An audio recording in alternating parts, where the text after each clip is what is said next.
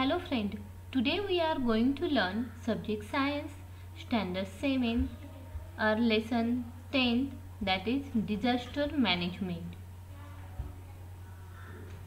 Is it possible to prevent the loss of life caused by lightning? What should be done to prevent the burns on farms from getting washed away in rainy season? या ठिकाणी आपण वर न्यूजपेपरमधल्या बऱ्याचशा बातम्या पाहू शकता. Truck अपघातात तिघांचा मृत्यू, रशियाचे विमान कोसळले, हे सगळे काय आहेत तर डिझास्टर आहेत. म्हणजे सडनली होणारे असे इव्हेंट की ज्यामुळे खूप प्रचंड प्रमाणात मध्ये नुकसान होत असतं. We have studied 2 type of disaster namely manmade and natural disaster. मागच्या वर्षी इयत्ता 6वी मध्ये आपण मानवामुळे होणारे डिझास्टर आणि नॅचरल डिझास्टर म्हणजे नैसर्गिक आपत्ती यांविषयी माहिती घेतलेली आहे. Natural disaster such as famine, lightning strikes, cloud burst, storms etcetera occurs due to changes in weather. There is possibility of damage to property in such natural calamities. Natural डिझास्टरमध्ये दुष्काळ किंवा वीज पडणे, एकदम क्लाउड बस्ट होणे, ढगफुटी होणे किंवा मोठमोठे वादळे होणे यांचा समावेश होतो. यामध्ये प्रचंड प्रमाणामध्ये जीवितहानी होऊ शकते किंवा प्रॉपर्टीची हानी होत असते. But can you tell me who is to be held responsible for that? What can we do to deal with these losses? Actually याला खरं जबाबदार कोण आहे तर कोणत्या ना कोणत्या कारणाने या सर्वाला फक्त माणूसच जबाबदार आहे. Let's see then first disaster that is famine म्हणजेच दुष्काळ. The conditions that arises due to long term and scarcity of food, grains and water is called famine. Famine can be very severe, although the main cause of famine is a natural phenomenon. Yet the famine conditions is created by some human activities besides some natural events. फॅमिनला सुद्धा किंवा दुष्काळाला कारणीभूत सुद्धा कोणत्या ना कोणत्या प्रकारे माणूसच आहे. यामध्ये आपल्याला पाण्याची टंचाई भासते, खायला अन्न राहत नाही आणि यालाच आपण काय म्हणतो तर दुष्काळ म्हणतो. Then what are the causes of famine? There are 2 causes of famine. First is natural causes and another is the man-made causes. Draw heavy rains and flood, crops getting washed away or damage in the flood. मोठ्या प्रमाणावर जर पाऊस झाला तर मोठ्या प्रमाणावर पिके वाहून जातात आणि त्यामुळे काय होतं तर खायला अन्न मिळत नाही. Environmental changes such as temperature change, तापमानामध्ये होणारा बदल हे एक कारण आहे. स्ट्रॉम, वादळ, कोल्ड वेव्ज और फॉग, मोठ्या प्रमाणावर थंड हवेच्या लाटा जर येत असतील किंवा धुक यांच्यामुळे सुद्धा फॅमिनची कंडिशन्स निर्माण होत असते. Damage of crops by animal like mice and rat, मोठ्या प्रमाणावर जर उंदरांचा प्रादुर्भाव झाला तर तेही मोठ्या प्रमाणावर पिकांची नासधूस करतात. अटॅक ऑफ पेस्ट, लॉक्टस और दी डिसीज ऑफ क्रॉप्स, जर पिकांवर अचानक जर टोळधाड किंवा बाकीचे आजार डिसीजेस झाले तर मोठ्या प्रमाणावर पिकाचे नुकसान होऊन दुष्काळाची स्थिती उद्भवते. Natural calamity like the earthquake etcetera, भूकंपासारख्या घटनांमुळे सुद्धा फॅमिन कंडिशन आपल्याला अनुभवायला मिळते.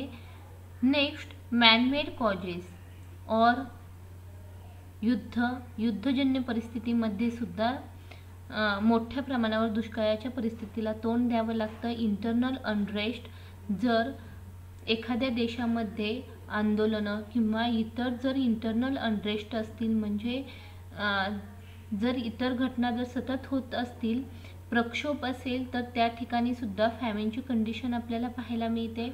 अब्सेन्स ऑफ ट्रान्सपोर्ट रूट्स, जर रूट्स व्यवस्थित नसतील तर एका ठिकाणचं अन्न दुसऱ्या ठिकाणी पोहोचू शकत नाही, त्यामुळे देखील एखाद्या भागामध्ये आपल्याला दुष्काळाची स्थिती अनुभवायला मिळते. अनकंट्रोल पॉप्युलेशन्स ग्रोथ, जर पिकांचं प्रमाण कमी असेल आणि त्या तुलनेमध्ये जर पॉप्युलेशन्स म्हणजे लोकसंख्या जर मोठ्या प्रमाणावर वाढत असेल तर अशा कंडिशनमध्ये सुद्धा दुष्काळ उद्भवू शकतो. Are we responsible for famine? Yes, definitely we are responsible for famine. Then water storage is increasing as the balance between rainfall and populations is disturbed. जर वॉटर स्टोरेज जर आपण इन्क्रीज केलं, मोठ्या प्रमाणावर जर पाणी साठवून ठेवलं तर मोठ्या प्रमाणावर जर पाणी साठवून ठेवलं तरीही काय होतं तर निसर्गाचा समतोल ढासळतो. Though there has been a very high rise in productions of food grain as a result of green revolutions, the balance of environment has been lost due to use of chemical fertilizer, pesticides and weedicide. मोठ्या प्रमाणावर जर chemical pesticides use केले green रिव्हॉल्युशनसाठी आपण तर त्यामुळे सुद्धा जमिनीचा पोत खराब होऊन आपल्याला फॅमिनच्या कंडिशनला तोंड द्यावं लागू शकतं. अनलिमिटेड लिफ्टिंग ऑफ वॉटर, जमिनीखालून जो आपण विहिरी किंवा बोरवेल थ्रू पाण्याचा जो उपसा करतो तो जर अनलिमिटेड उपसा जर आपण पाण्याचा केला तरीही आपल्याला पाण्याच्या टंचाईला सामोरे जावं लागतं. Erosion of land and the misuse of water, पाणी आपल्याला जेवढं लागतं तेवढंच वापरलं पाहिजे. त्याचा जर आपण विनाकारण खूप वापर केला तर त्या कंडिशन्समध्ये सुद्धा आपल्याला पाण्याची टंचाई भासू शकते. What can we do to ease the scarcity of famine? Plan uses of waters and reuse of water, पाण्याचा योग्य वापर आणि पाण्याचा परत किंवा पुनर्वापर हा एक त्याच्यावरील मार्ग आहे. Proper planning of water conservations and harvesting at a local लेवलला जर आपण व्यवस्थित पाण्याचं योग्य नियोजन केलं, पाण्याचं योग्य कॉन्व्हर्सेशन्स केलं तर किंवा हार्वेस्टिंग केलं तर कन्झर्वेशन आणि हार्वेस्टिंग थ्रू आपण पाण्याचा व्यवस्थित वापर करू शकतो किंवा पाणी आपण वर्षभर आपल्या वापरासाठी टिकवून ठेवू शकतो. Large scale plantations of trees and preventions of deforestations, वृक्षतोड थांबवणे आणि मोठ्या प्रमाणावर वृक्षांची लागवड करणे. Making appropriate changes in plans taking into account a weather forecast, आणि या सगळ्या याच्या जे काही आपले प्लॅन आहेत ते आपण वेदर पाहून वेळोवेळी चेंज केले पाहिजेत. Cloud burst, next point is cloud burst. You can see here the cloud burst. Then what is the cloud burst? Sometimes the water coming down from a rain clouds does not reach the lands in the form of rain. Instead, due to very high temperatures near the land, it vaporizes and goes back into a same clouds. As a result, the amount of vapors in those clouds become very high. Due to rapid condensations, it rains suddenly over a specific small regions at a rate of 100 mm per hour or more. This is known as cloud burst. कधी कधी काय होतं तर ज्या वेळेस ढगातून खाली येणारं जो पाऊस आहे तो ढगामध्ये आल्यानंतर ढगातून खाली येत असताना जमिनीजवळ जसं त्या पावसाचे थेंब जमिनीजवळ येतात त्याला पुन्हा उष्णता लागल्यानंतर जमिनीचं टेम्परेचर जर हाय असेल तर ते परत पुन्हा ढगामध्ये जाते आणि अशा वेळेस ढगात अगोदर असलेली पाण्याची वाफ आणि नंतर पुन्हा आलेली पाण्याची वाफ, त्यामुळं पाण्याच्या वाफेचं प्रचंड मोठ्या प्रमाणावर साठा त्या ढगामध्ये होतो आणि नंतर थंड झाल्यानंतर एकाच ठिकाणी या ढगामधून मोठ्या प्रमाणावर पाणी खाली टाकलं जातं. तर या ठिकाणी तुम्ही पाहू शकता की या ढगामधून एकाच वेळी मोठ्या प्रमाणावर एकाच ठिकाणी स्पेसिफिक एरियामध्येच एकदम भरपूर मोठ्या प्रमाणावर पाणी पडत आहे, तर याला आपण काय म्हणतो, क्लाउड बस्ट असे म्हणतो.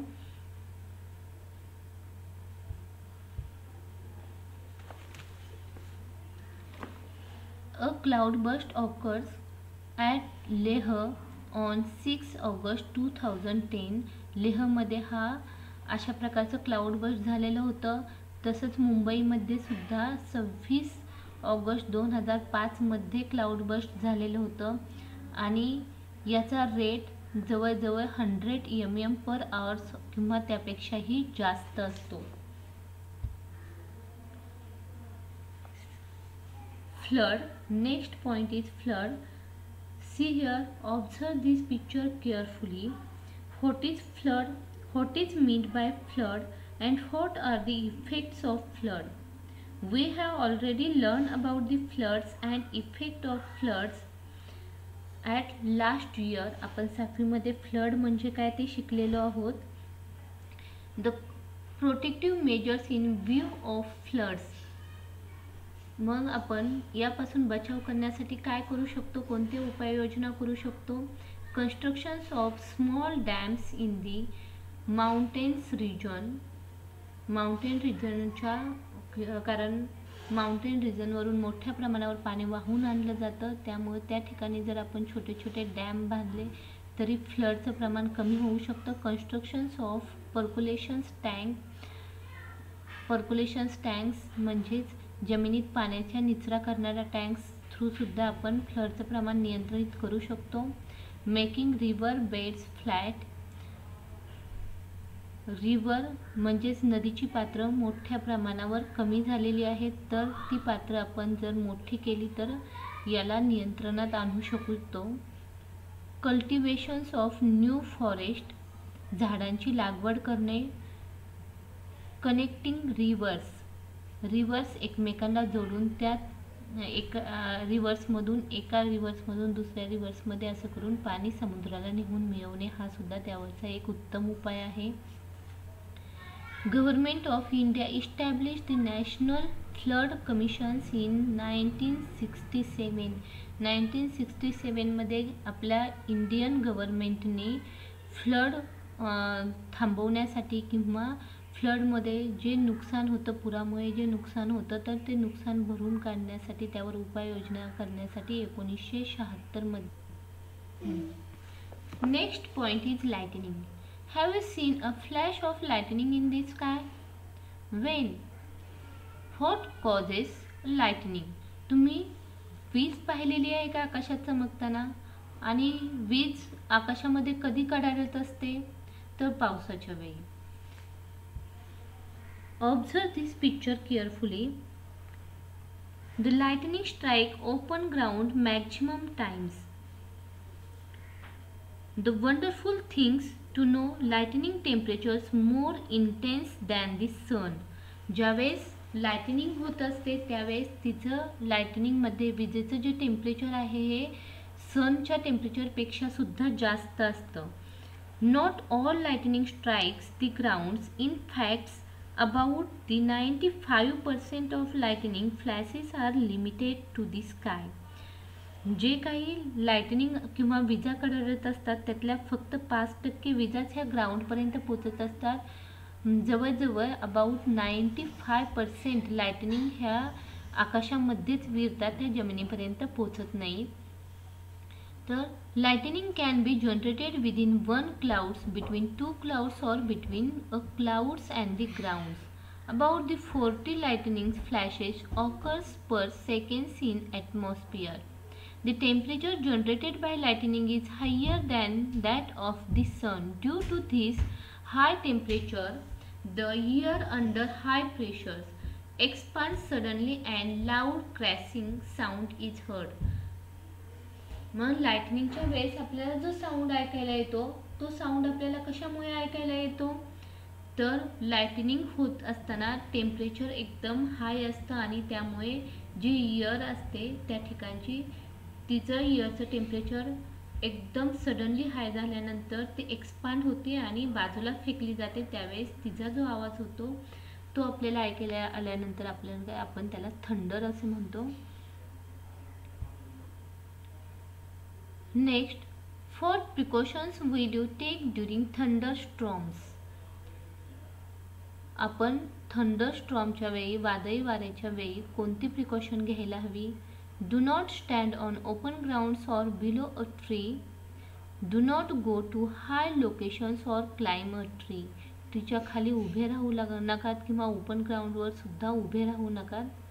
Do not stand near a electric pole, telephone poles, a tower etcetera.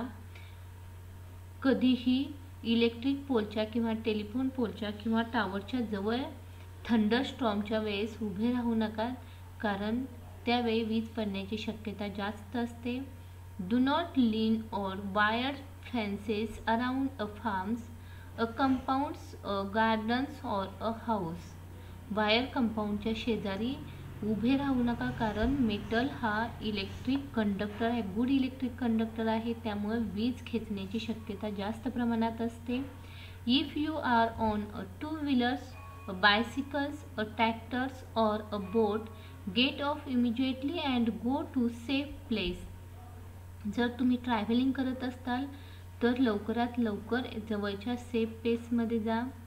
Do not gather all togethers in one place. एकत्र जमाव करू नका. Take care to keep a distance of 50 feet between any two persons. जवळजवळ 15 फुटाचं अंतर एकमेकांपासून ठेवा. Do not use plug in electrical appliances. Do not use a mobile or telephone किंवा मोबाईल वापरू नका. Stand on dry woods, a plastic sheet, sacks or jute cloth or dry leaves. अशा ह्या ज्या वस्तू आहेत ह्या इलेक्ट्रिकली बॅड कंडक्टर आहेत, त्यामुळं वीज पडण्याची शक्यता कमी असते. Keeping your feet together, suppose your selfs on soles of your feet, placing your hands on your knees and crunch low. गुडघ्यात थोडेसे वाकून उभे राहा. Swimmers or fishermen should be immediately comes out of the water. जर fisherman समुद्रामध्ये मासे पकडण्यासाठी गेलेले असतील तर त्यांनी लवकरात लवकर परत आलं पाहिजे वॉटरमधून. A pucca house is a safest place. Find out if there is the pucca house of lightning conductor on the any tall buildings near your house.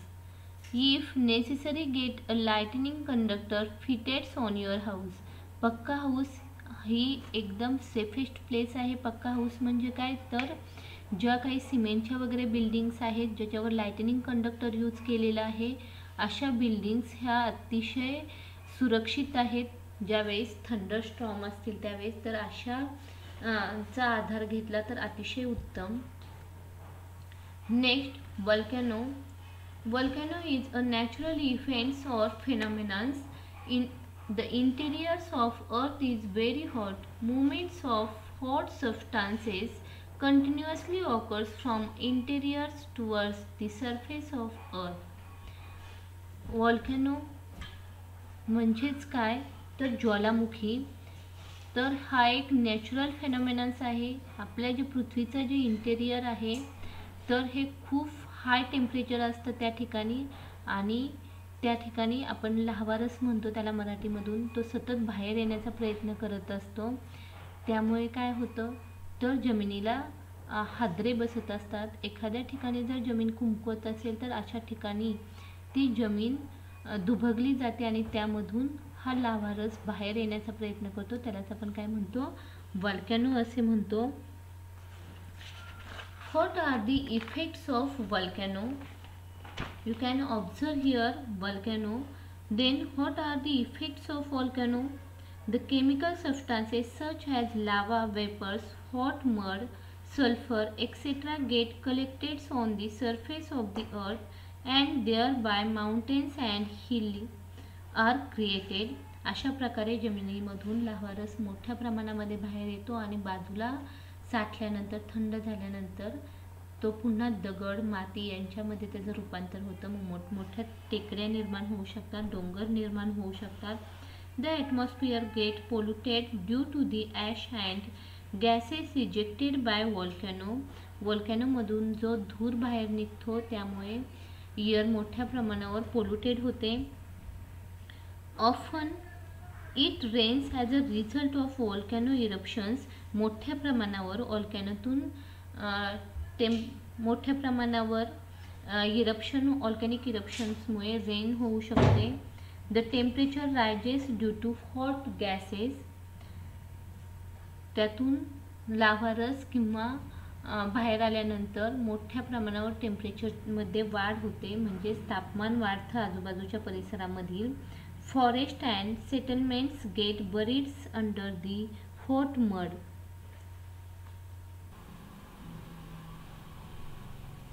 Next point, tsunami.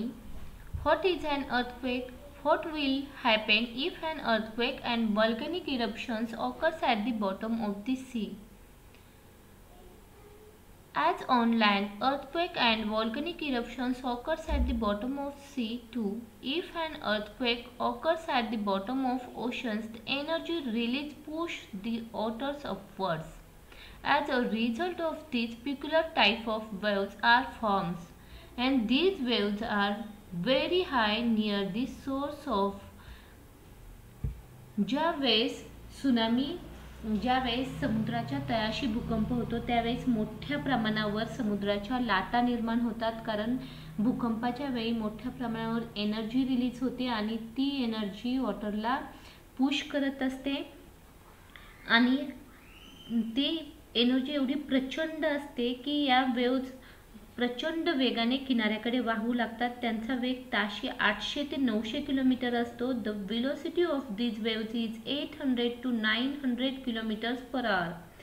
When they reach a coastal area, their velocity reduces, but their height is forms to have increased tremendously, even at about 30 meters. They have very large height.